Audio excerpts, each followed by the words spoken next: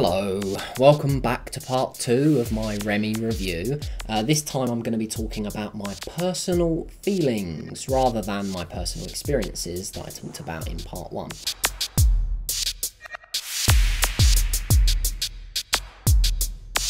So let's cut to the chase. The Remee mask is a strange thing because it's targeted towards one very specific niche of the lucid dreaming community, and that is intermediates. Why do I say that? Well, beginners on the whole have no real use for it because they don't have very good recall, they don't have very good dream sign detection, ergo they can't make the bloody thing work. Experts have no real use for it because, well, hell, they can just lucid dream without it, so why bother?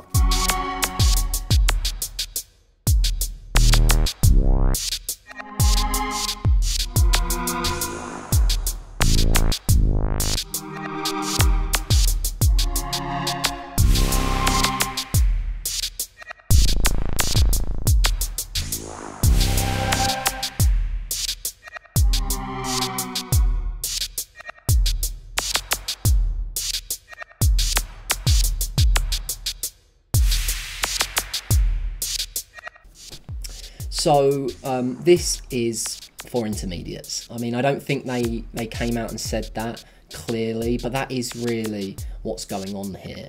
And this is why it's a bit of a con, because 90% of people that buy this mask are going to be beginners. I mean, that's just my logic there. I don't have hard figures to back that up, but just going on logic, you can say, okay, lucid dreaming has become a lot more popular recently, so, you know, most people are going to be just starting out or just dabbling in it, and they're going to see this mask and they're going to think, oh, you know, quick fix, let's buy it up. You know, most experts aren't going to bother with something like this, you know. Don't get me wrong, some will, some do, but most people I know that are experienced, you know, couldn't give a crap about things like this. So that's why it is a bit of a con. 90% of the people that bought this thing are beginners, and that is why 90% of the people that bought this thing are gonna be disappointed, because they're gonna get it home and realise that I can't use this thing. Okay, so that's just something I wish they'd made a little bit clearer. Okay. Beginners, stay away from this thing. This is not for you. You need to continue working on the fundamentals. You need to continue building up the foundations. Dream journal, dream recall, dream sign detection. All of this stuff needs to be worked on before you go spending $100 on some lucid dreaming mask. I would recommend just not even bothering, but if you are going to bother, please set the foundations up first. You need to have had at least a few lucid dreams naturally before this thing is going to do anything for you. Okay, so it's targeted towards such a niche market, and I have a problem with that. You know, I suppose I don't inherently have a problem with that, as long as they made it clear that that is the case. But they didn't. They haven't, and they won't. Why? Because it's about the money. They don't want to block off 90% of their market. Obviously, it's a business for them.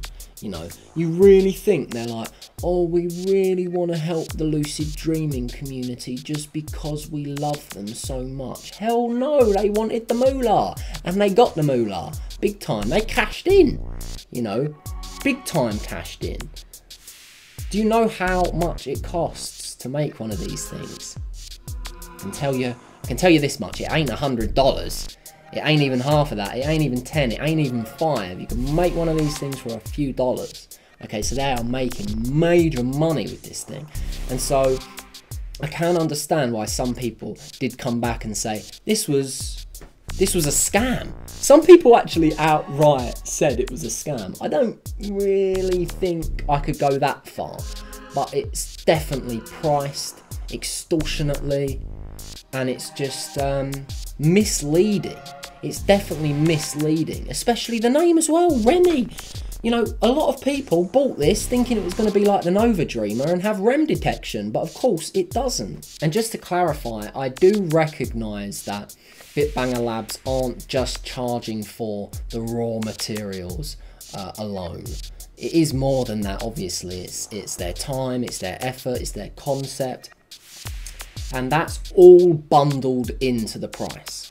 Okay, I recognise that, I accept that. But even taking that on board, even factoring that in, it's still priced too high, in my opinion. They're still making way too much of a high profit margin here. Okay, they could sell this for half the price and still be raking in the cash. So, you know, but that's just business, isn't it? That's just business ethics. That's more of a philosophical point than a point about the mask. That's more of a personal point about, you know, those two guys that run Bitbanger Labs. You know, shame on them, in my opinion. You know, but whatever. You know, I'll let that go and let's move on. Okay, so let's talk about how this thing doesn't have REM detection and whether or not that hinders its functionality. Well, to put it simply, yes, it does, massively. You need REM detection for something like this to work consistently. Yes, you're going to have a bit of luck every now and then, you're going to hit the bullseye, but that person throwing that dart at the bullseye ain't looking, okay, to use an analogy. Those flashes can be set to go off at certain times, with certain time intervals between each flash. You can change the light intensity, you can change the light patterns, but at that point it almost feels as if you're polishing a turd.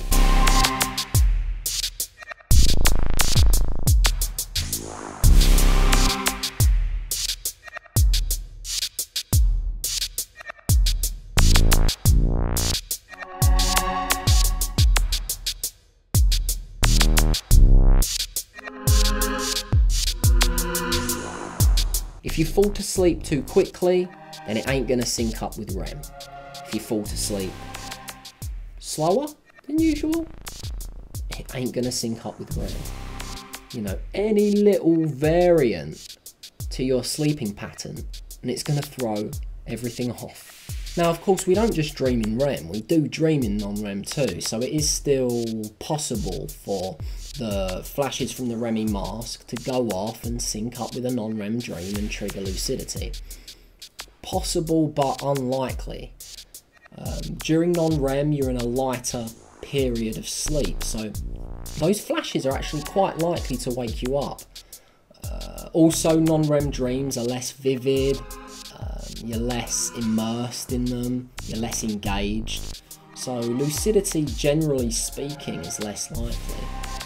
And in regards to the flashes specifically, you're less likely to register them during those types of dreams. So going on that, I think we can all agree that it's preferable to target REM for consistency and reliability. And this mask can't do it. It will try, and a lot of the time, it will fail. Okay, so before you make a purchase, know that.